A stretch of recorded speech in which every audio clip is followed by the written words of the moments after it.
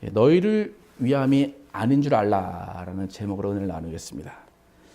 2018년도 마지막 주일 설교입니다. 우리는 소소하고 풍성한 삶이라는 표어로 2018년을 지냈습니다.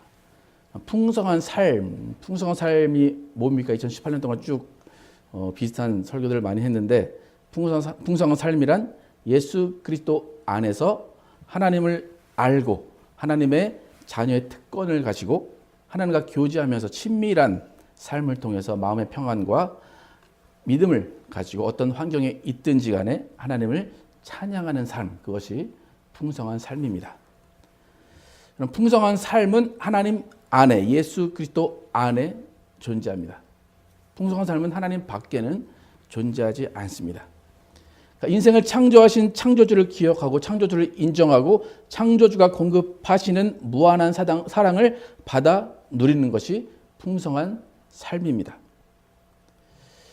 여러분, 사람들이 싸우고 갈등하는 이유는 자기 자신을 기준으로 살기 때문에 그래요. 자기 중심적으로 살아가고 자신의 욕심에 이끌려 살아가기 때문에 싸우고 갈등하는 거예요. 싸우고 갈등한다는 것은 풍성한 삶을 누리지 못한다는 거예요. 하나님 안에서, 예수 그리스도 안에서 영혼과 마음과 육체가 풍성함을 가진다. 우리는 하나님 안에서 누린다는 거예요. 풍성한 삶이 있지 않으면 갈등이 있을 수밖에 없어요. 풍성한 삶의 핵심은 뭐냐면 예수 그리스도 안에서 하나님을 아는 거예요. 하나님과 교제하는 거예요. 하나님과 친밀한 거예요. 하나님의 사랑을 받은 사람만이 풍성한 삶을 누릴 수가 있어요. 여러분 어떻습니까? 올해 한 해 풍성한 삶을 사셨습니까? 무한하신 하나님의 사랑 여러분 받으셨습니까? 무한하신 하나님의 자비 누리시고 평안하고 기쁘고 행복한 한 해를 보내셨습니까? 만약에 여러분이 나는 하나님의 사랑을 받았습니다. 그런데 실제로 마음이 평안하지 않고 감사하지 못하고 불안해한다면 그것은 하나님의 사랑을 받지 못한 거예요. 하나님의 사랑을 계속 주시는데 내가 깨닫지 못했다는 거예요. 여러분 하나님은 창조주세요. 하나님은 만물의 주관자세요. 사랑과 자비로 충만하신 분이에요. 하나님은 넘치는 사랑 때문에 어떻게 하실 수 없기 때문에 어떻게 해서든 어떤 이유로든 우리에게 사랑을 주시려고 하시고 우리에게 자비를 베풀려고 하시는 분이에요. 너무 사랑이 넘치셔서 자신의 아들을 죽이셨어요. 아들을 죽이심으로 온 인류를, 지금 크리스찬뿐만이 아니라 온 인류를 구원하시기 위해서 하나님께서는 구원의 기초가 되는 모든 일을 다 마치셨어요. 예수 그리스도를 믿고 하나님을 찾고 구하고 하늘의 문을 두드리는 자에게 하나님은 모든 것을 다 주시기로 하셨어요. 생명까지 주신다 그러셨어요. 그래서 우리는 하나님의 무한한 복을 받아서 살 수 있는 사람들이에요. 풍성한 삶은 하나님이 주시고 우리는 받아 누리면 되는 거예요. 간단한 거예요. 내가 찾고 내가 뭘 하는 것이 아니라 하나님이 주시고 내가 받으면 풍성한 삶이 이루어지는 거예요. 하나님이 주신다. 우리는 받는다. 그런데 하나님이 주시고 우리가 받을 때에 딱 한 가지 필요한 게 있는데 통로를 발견하면 돼요. 하나님이 어디로 어떻게 주시나 그 통로만 발견하면 돼요. 여러분 하나님이 주시는 복, 하나님이 주시는 모든 사랑과 자비를 받는 통로가 뭘까요? 간단하게 예수 그리스도예요. 또 예수 그리스도 안에서 그 모든 것을 받아 누리는 것은 기도라는 거예요. 기도로 모든 것을 받아 누리게 돼요. 또 기도할 때는 우리가 어떻게 기도해야 될까요? 구하고 찾고 두드리면 돼요. 예수님께서 우리에게 가르쳐 주신 하나님의 풍성한 복을 받는 통로예요. 마태복음 7장 7, 8절 함께 읽겠습니다. 시작. 구하라 그리하면 너에게 주실 것이요 찾으라 그리하면 찾아낼 것이요 문을 두드리라 그리하면 너에게 열릴 것이니 구하는 이마다 받을 것이요 찾는 이는 찾아낼 것이요 두드리는 이에게는 열릴 것이니라. 구하라 주시겠다. 찾으라 찾아낼 것이다. 두드리라 열릴 것이다. 이것이 하나님의 무한하신 사랑과 자비를 우리가 받는 통로예요.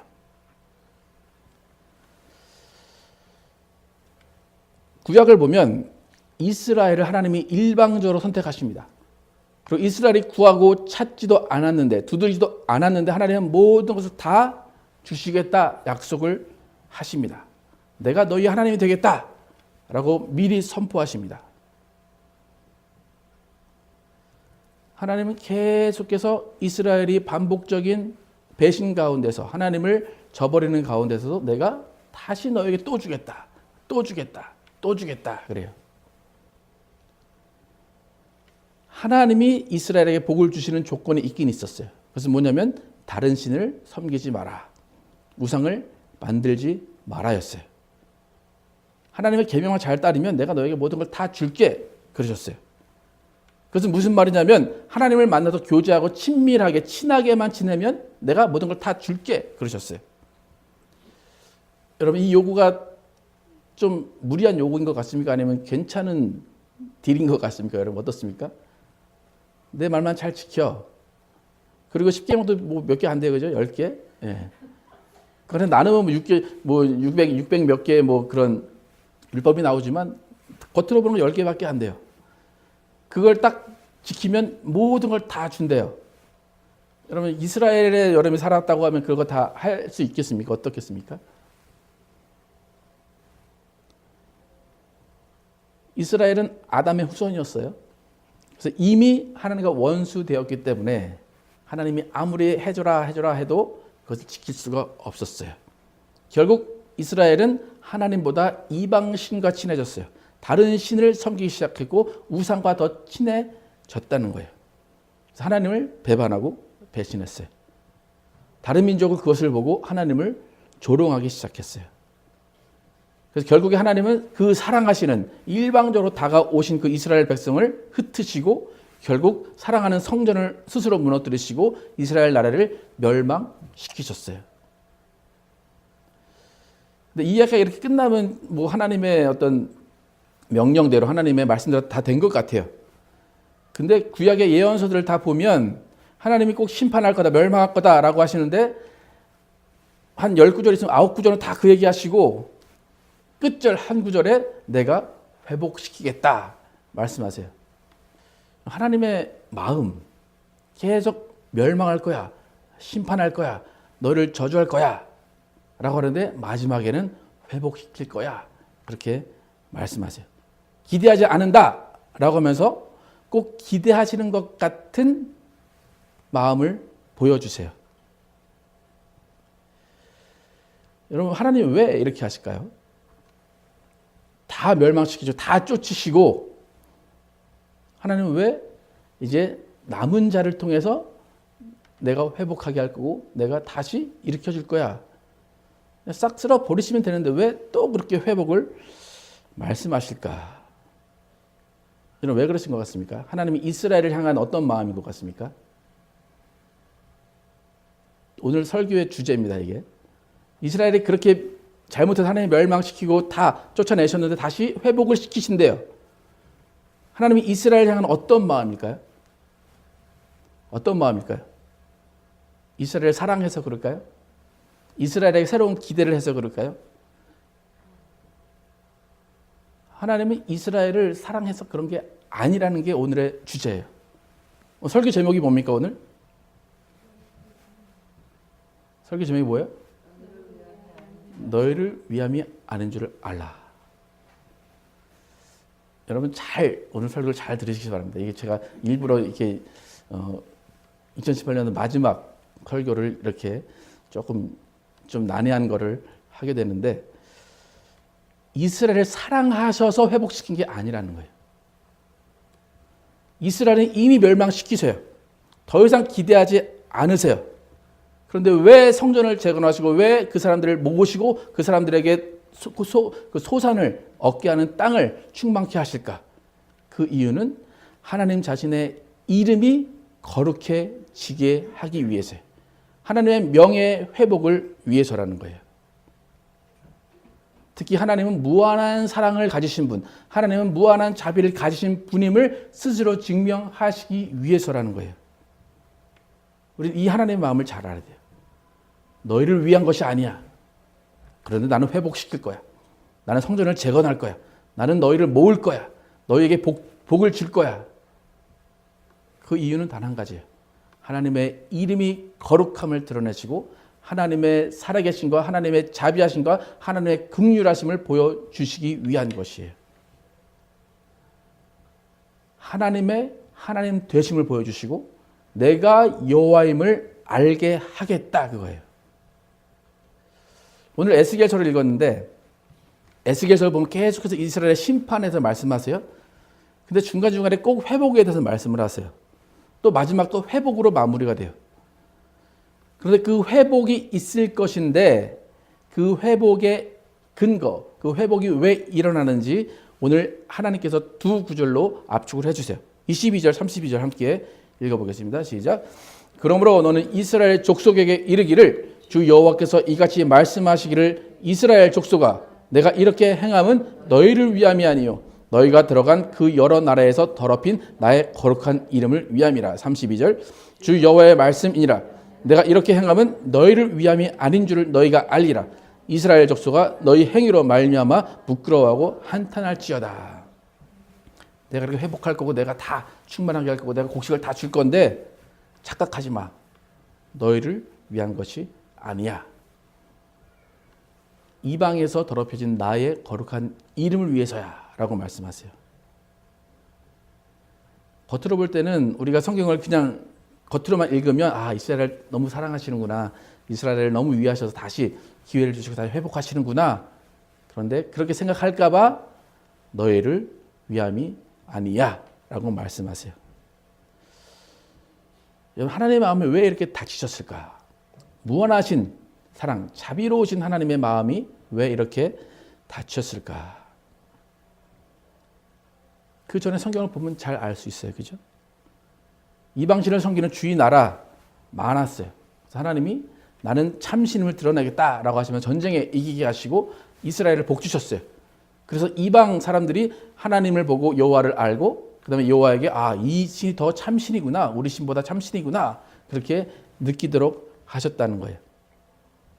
그래서 그 땅을 차지하고 그 땅에 있는 모든 것을 이스라엘이 얻게 하셨어요. 그런데 오히려 이스라엘은 시간이 지나면서 하나님이 그렇게 하셨는데도 불구하고 그 땅에서 섬기고 있던 이방신을 쫓아가요. 그 땅에 있던 우상을 섬기기 시작한다는 거예요. 그러니까 아마 도리어 이방 그 민족들이 더 의아했을 거예요. 야, 너희 하나님이 더 참신이고 너희 하나님이 더 복 주시는데 왜 너희는 우리 이 우상에게 절하고 우리 신을 믿으려고 하냐? 더 의아했을 거예요. 근데 계속해서 이스라엘은 이방신을 섬기고 우상을 섬겨요. 그러다 보니까 이제 이방 민족들은 하나님을 조롱하기 시작해. 야, 너 아무것도 아니구나. 또 전쟁이 지니까 전쟁이 지고 하나님의 백성이라고 하는 사람들이 자기 나라에서 살고 있으니까 야, 니네 하나님도 별거 아니구나. 그렇게 돼요. 하나님이 이스라엘을 깨닫게 하시기 위해서 그렇게 하셨어요. 근데 이스라엘이 깨닫지 못해요.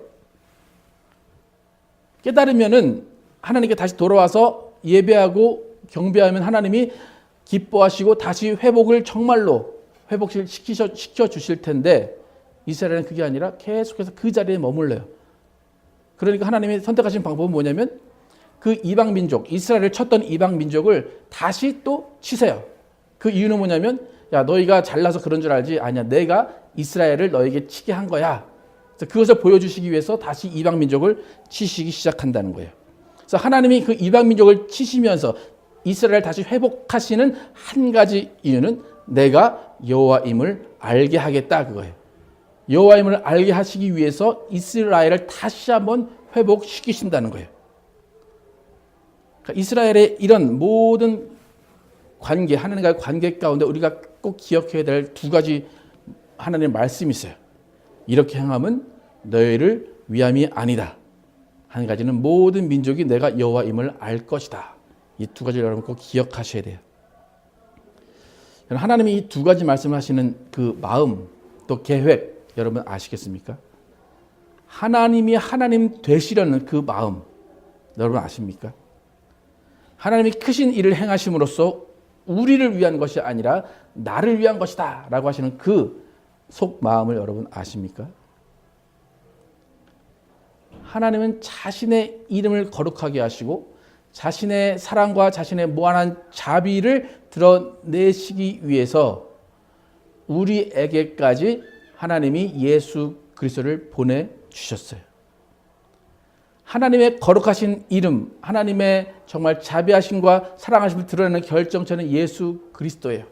예수 그리스도가 우리에게까지 왔다는 것은 뭐냐면 하나님의 무한하신 사랑이 드러났다는 거예요. 하나님의 거룩하신 이름을 드러내셨다는 거예요. 그래서 우리가 예수 그리스도의 이름만 부르면 어떤 죄를 지었든지 어느 누구든지 다 구원을 받게 된다는 거예요. 잘 보시면 이제 이스라엘에게 너를 위함이 아니야 그랬어요. 너희를 위함이 아니고 나를 위한 거야. 내 이름을 위한 거야. 그리고 예수 그리스도를 이 땅에 보내주셨어요. 이제 우리가 이제 하나님과 상관이 있는 관계가 됐어요. 그러면 하나님이 그렇게 하셨으니까 우리에게 좀 드는 질문이 있어요. 그럼 하나님, 예수님이 우리를 위해 오셨습니까? 하나님 예수를 보내신 것은 우리를 위해 예수를 보내셨습니까? 여러분 어떠신 것 같습니까? 우리를 위해서 예수 그리스도가 이 땅에 오셨을까요? 하나님이 우리를 위해서 예수 그리스도를 보내셨을까요? 어떻게 생각하십니까? 우리 대부분 어떻게 배웁니까? 나를 위해서 오셨다 그렇게 하죠. 그럼 하나님이 과연 이스라엘과 우리를 차별하실까요? 하나님은 이스라엘 너희는 정말 못된 민족이야. 내가 이제 다른 이방 민족에 가가지고 한국 사람들, 미국 사람들, 영국 사람들 걔네한테 가면 걔네는 나를 잘 섬길 거야. 너희같이 배반하지 않을 거야. 그래서 걔네들을 위해서 예수를 보낼 거야. 하나님이 그렇게 하셨을까요? 하나님은 이스라엘이 그렇게 착각할까 봐 너희를 위함이 아니야 그랬어요. 과연 하나님이 우리에게 이스라엘 민족은 아닌 우리를 쳐다보실 때 이스라엘 민족과 다르게 생각하시면서 너희를 위하여 내가 이 일을 할 거야 그렇게 하실까요? 과연 그럴까요? 하나님이 우리에게 다른 기대를 하실까요? 하나님이 우리가 이스라엘 민족보다 더 하나님을 잘 섬길 것이라고 생각하실까요? 답은 뭘까요? 아니라는 거예요. 이스라엘에게 너희를 위함이 아니야 했던 것처럼 우리도 마찬가지 우리에게 너희를 위함이 아니야 라고 말씀하신다는 거예요. 하나님이 인간에게 어떤 기대도 하지 않으신다는 거예요. 여러분 그 증거가 뭔지 아세요? 하나님이 우리에게 어떤 기대도 안 하시고 너희를 위한 것이 아니야 라고 하는 그 증거가 뭔지 아세요? 여러분이 어떤 죄를 지어도 바로 보응이나 심판이 없다는 거예요. 여러분이 주의를 어겨도 아무런 심판이 없다는 거예요. 여러분 하나님의 것을 도둑질해도 아무런 심판이 없다는 거예요. 그게 너를 위한 것이 아니야. 거기에 증거예요. 여러분 즉각적인 심판이 없다. 그것을 하나님 나를 사랑하시는구나 용서하셨구나 그걸로 착각하면 안 된다는 거예요. 그 이유는 하나님이 예수를 보내신 이유가 우리를 위해서가 아니라 그 이유 때문에 내가 여호와임을 알게 하기 위한 거야 라는 거예요. 하나님 내가 여호와임을 알게 할 것이야 이 말씀의 선포대로 하나님의 무한하심을 드러내시기 위해서 은혜로 누구나 구원받게 하신 거예요. 누구나 구원받게 하신 거예요. 은혜로 구원받은 거예요. 여러분은 행위로 구원받지 않아요. 여러분이 잘나서 여러분이 뭘 더해서 구원받지 않는다는 거예요. 그것은 무슨 말이냐면 우리를 위한 구원이 아니라는 거예요. 하나님의 사랑에 의한 구원이고 하나님의 자비에 의한 구원이지 우리를 위한 구원이 아니라는 거예요. 내가 여호와다임을 증명하시기 위해서 무한한 사랑으로 우리를 구원해 주신다는 거예요. 여러분 구원이 어떻게 이루어지는지를 이해하시겠습니까? 예수 그리스도가 여러분을 위해서 여러분 한 사람을 위해서 나 때문에 오셨다라고 많이 고백을 하는데 하나님의 큰 틀에서는 그렇지 않다는 거예요. 하나님의 하나님 되심을 보여주시기 위해서 나는 사랑의 하나님이야. 너희가 아무리 예수를 죽이고 아무리 예수를 욕하고 아무리 어떤 죄를 지어서 나는 너희를 용서할 거야. 그게 나야. 나는 나야를 보여주시기 위해서 예수 그리스도까지 보내주셨다는 거예요. 여러분 그 은혜를 아십니까? 그 구원받은 은혜가 어떻게 주어진 건지 아십니까? 그러니까 이 땅에 육신이 있고 어떻게 해서든지 우리를 구원하고 싶으신 거예요. 근데 구원하고 싶으신 이유가 너희를 사랑해서가 아니라 내가 하나님임을 너희가 찬양해야 돼. 내가 하나님을 너희가 알아야 돼. 너희가 나 없으면 죽어. 라는 것을 보여주시기 위해서 예수 그리스도를 이 땅에 보내주셨다는 거예요. 그리고 구원으로 만족하게 하신 것이 아니라 오히려 구원받은 자들에게 너희가 나를 찾아라. 구하라. 두드려라. 내가 너에게 풍성한 삶을 살게 하겠다. 그렇게 말씀하세요. 여러분 구원 여러분이 뭘 해서 받은 게 아니에요. 그죠? 여러분 우리가 크리스찬이라고 하는데 크리스찬만 구원받고 말 것이 아니라 하나님은 이 세상 모든 사람들이 구원받기를 원하세요. 그래서 2000년 동안 예수가 안 오시고 계신 거예요. 제가 저번에 설교했지만 2000년 동안 안 오신 예수님 정말 크레딧이 없는 분이에요. 내가 속히 오리라 하셨는데 2000년 동안 안 오셨어요. 예수님은 거짓말장이에요. 근데 왜 거짓말장이처럼 그렇게 2000년 동안 안 오시는가? 무한하신 사랑으로 자비하심으로 모든 자들을 구원하시기 위해서예요. 그렇게 우리는 구원을 받은 거예요. 하나님의 사랑과 하나님의 자비하심 때문에 구원을 받았어요. 그런 구원을 받았다면 하나님이 너희를 위한 게 아니야. 나의 이름과 나의 자비함과 사랑함을 보여주기 위해 그런 거야. 라고 해서 여러분이 구원을 받았다면 그 다음부터 여러분은 어떻게 사는 게 맞을까요? 구원 받은 자로서 여러분의 생활 방식은 어떻게 해야 될까요? 하나님의 이름에 먹칠을 하면 안 된다는 거예요. 하나님의 사랑과 자비를 받은 자처럼 살아가야 된다는 거예요. 그렇게 살으라고 하나님의 이름을 높이라고 하나님의 명예를 높이라고 우리를 구원해 주셨다는 거예요. 여러분 우리의 삶을 한번 돌아보시면 우리의 삶이 하나님의 이름을 위한 하나님의 자비와 사랑을 위한 삶을 살고 있는지 아니면 그냥 구원받았으니까 나를 위해 구원해 주셨으니까 이제 끝이야. 와, 난 천국 갈 거야. 그리고 그 다음에는 여러분의 삶을 살고 있는지 다시 한번 생각해 보세요. 이스라엘이 그런 거예요. 하나님이 다 주시니까 나를 사랑하시나 봐. 나를 사랑해서 이걸 주셨나 봐. 그리고 하나님이 주신 것 가지고 이방신에게 가서 다 바쳐버린 거예요. 거기가 더 재미있고 더 즐겁고 더 신나니까. 하나님 돌아와 하나님 돌아오지 않았어요.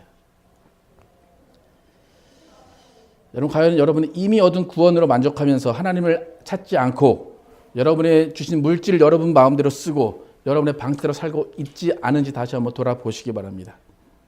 아니면 하나님이 명령하신 것처럼 예수님이 말씀하신 것처럼 구원받은 자들에게 구하고 찾고 두드리라 하신 그 방식대로 삶의 방식대로 살고 있는지 한번 돌아보시기 바랍니다. 여러분 이 세상에는 하나님을 안 찾아도 잘 사는 사람들이 많아요. 하나님께 기도하지 않아도 잘 사는 사람들이 많아요. 여러분 하나님을 찾고 두드리고 하나님을 구하면서 살고 계십니까? 어떻습니까 여러분? 여러분 하나님 찾고 계십니까? 하나님을 구하고 계십니까? 하나님께 두드리면서 하나님을 찾고 계십니까? 어떻습니까 여러분? 하나님을 가장 잘 찾을 수 있는 방법이 뭘까요? 하나님 여러분 어디서 찾으십니까? 성경에서 하나님을 찾는 거예요. 여러분 과연 성경을 열어서 하나님을 찾고 계십니까? 하나님을 구하라. 우리는 기도로 하나님을 구해야 돼요. 과연 여러분의 인생 가운데 하나님께 진지하게 하나님 앞에 앉아서 여러분이 하나님을 구하고 계십니까? 두드리라. 하늘 문을 두드리라는 거예요. 하늘 문을 열어달라. 과연 여러분이 하늘 문을 열어달라고 찬양하고 헌신하고 봉사하면서 하늘의 문을 두드리고 있느냐라는 거예요. 우리는 게으르고 바쁘고 여러 가지 잊어버리는 핑계를 댑니다. 그런데 과연 하나님이 구원하신 그 목적을 이루며 살고 있느냐는 거예요. 다시 한번 말씀드리지만 여러분 다 구원받으셔서 천국에 가실 거예요. 하나님의 이름과 하나님의 명예 때문에 구원받으신 거예요. 그다음 구원받은 자로서의 삶을 어떻게 살고 있느냐예요. 하나님은 구원받은 자에게 나와 교제하자 말씀하세요. 나와 교제하고 이 땅에서 천국을 넓혀 가자라고 말씀을 하세요. 또 나중에 올 천국에 올 준비를 너희가 해라라고 말씀하세요. 우리가 하나님께 가까이 가지 않고 예수님께 접붙임되려고 하지 않는다면 우리는 구원받은 자로서의 삶을 살 수가 없다는 거예요. 그럼 바울이 항상 기뻐하라, 쉬지 말고 기도하라, 범사에 감사하라 말했어요. 그 뒤에 구절이 더 중요해요. 범사에 감사하라. 그 다음에 함께 읽을 거예요. 시작. 이는 그리스도 예수 안에서 너희를 향하신 하나님의 뜻이니라. 하나님의 뜻이에요. 여러분 기도할 때 어떤 기도 제일 많이 하십니까? 하나님의 뜻대로 살게 해주십시오. 기도하죠, 그죠? 하나님의 뜻대로 살게 해주십시오. 하나님의 뜻은 항상 기뻐하고 쉬지 말고 기도하고 범사에 감사하는 거예요. 이게 하나님의 뜻이에요. 바울은 이 말을 왜 했냐면 하나님 되시는 일, 하나님의 이름과 명예를 높이는 일을 멈추지 말라는 거예요. 기도를 통해서 항상 기뻐하고 쉬지 말고 기도하고 범사에 감사하는 이 생활이 하나님의 이름을 높이는 생활이고 하나님의 명예를 높이는 생활이라는 거예요. 이것이 아버지의 뜻이래요. 예수님도 마태복음 7장에서 나더러 주여 주여 하는 자마다 다 천국에 들어갈 것이 아니요 다만 하늘에 계신 내 아버지의 뜻대로 행하는 자라야 들어가리라 말씀하세요. 아버지의 뜻대로 행하는 자가 천국에 간다는 거예요. 이 천국은 되게 좁은 의미의 천국이에요. 여러분이 구원받아서 들어가는 그 천국의 의미가 아니라 정말 아버지와 교제할 수 있는 그 공간에 갈 수 있는 천국을 말하는 거예요. 정말로 이 땅에서 하나님의 뜻대로 살면서 하나님의 나라를 경험하고 저 천국에서 하나님의 영광에 정말로 가까이 가게 하는 방법을 알려주신 거예요. 하나님과 친밀한 교제를 이루어가는 자들만이 이런 천국을 누릴 수 있다는 거예요. 그런데 이것을 너희를 위해 하는 것이 아니야 라고 말씀하시고 나를 위해서 하는 것이야 말씀하신다는 거예요. 만약 여러분이 항상 기뻐하지 않고 범사에 감사하지 않고 기도하지 않아도 하나님은 전혀 아쉬운 분이 아니에요. 하라고도 하지 않으세요. 하지만 이 세 가지를 하고 하나님을 찾으려는 사람에게는 하나님이 무한한 복을 주신다는 거예요. 하나님의 친밀함을 통해서 풍성한 삶을 살게 하신다는 거예요. 저는 이제 목사 일을 하고 있지만 저와 한 3, 4년 같이 하신 분들을 알겠는데 전 누군가에게 막 설득을 하는 성격이 아니에요. 설득하잖아요. 이거를 합시다. 저걸 합시다. 꼭 합시다. 연락을 계속하고 그러지 않아요. 근데 그 가장 큰 이유는 제 성격이 그래서 그래요. 남을 설득하는 게 귀찮아서 그래요. 예. 여러분이 가정에서 뭘 해야 되고 개인이 뭘 해야 되고 하나님은 뭘 알게 하십니다. 제 마음에 떠올라요. 하나님이 이 사람에게 뭘 하라고 하시는구나. 이 가정에 뭘 하라고 하시는구나. 떠올라요. 그런데 제가 말을 안 하는 이유는 뭐냐면 하나님도 말 안 하는데 왜 나보러 시키냐고. 그런 마음으로 안 했었어요. 그냥 좋게 지나가죠. 예. 근데 제가 이제 좀 목사 생활을 하다가 얼마 전에 은혜를 많이 받고 와서 그 다음부터는 이제 하나님이 나에게 이것을 다 말하라고 하시는구나라고 해서 이제 말을 하긴 하는데 그래도 안 하는 말이 많아요. 예. 그러니까 예언자들이 목숨을 걸고 이스라엘에게 쓴소리를 하고 왕에게 쓴소리를 한 것은 뭐냐면 하나님과 더 가까워지라는 거예요. 하나님을 더 찾으라는 거예요. 하나님의 친밀함을 느끼면서 그 안에서 하나님이 가진 모든 것을 받아 누리라는 거예요. 하나님의 사랑을 받아 누리려고 하나님의 자비하심을 받아 누리라는 거예요. 근데 이스라엘은 그거를 포기하고 하지 않았어요. 여러분 어떻습니까? 하나님과 친밀함을 가지고 계십니까? 항상 기뻐하고 쉬지 말고 기도하고 범사에 감사하고 계십니까? 여러분 하나님과 친밀한 교제는 하나님을 하나님 자리에 놓는 거예요. 하나님의 이름을 거룩하게 하는 거예요. 하나님의 사랑과 자비하심을 찬양하는 거예요. 그것만 하면 돼요. 여러분이 하나님의 자리에 주인의 자리에 앉지 않고 물질을 우상으로 섬기지 않고 하나님께 다 내어드릴 수 있다면 하나님은 여러분과 친밀한 교제를 이루신다는 거예요.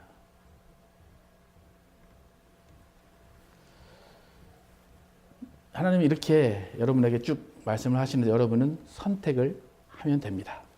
그냥 나는 구원만 받을 거야.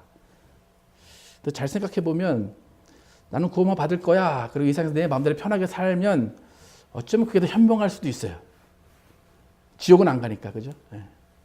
이 땅에서 잘 열심히 살고 이 땅에서도 즐겁게 살다가 지옥도 안 가고 구원만 받고 현명하게 생각이 들 수도 있어요. 중요한 것은 천국은 영원한 곳이라는 거예요. 천국은 영원한 곳이에요. 마태복음 13장 44절에서 50절 함께 쭉 읽어보겠습니다. 시작. 천국은 마치 밭에 감추인 보화와 같으니 사람이 이를 발견한 후 숨겨두고 기뻐하며 돌아가서 자기의 소유를 다 팔아 그 밭을 사느니라. 또 천국은 마치 좋은 진주를 구하는 장사와 같으니 극히 값진 진주 하나를 발견하며 가서 자기의 소유를 다 팔아 그 진주를 사느니라.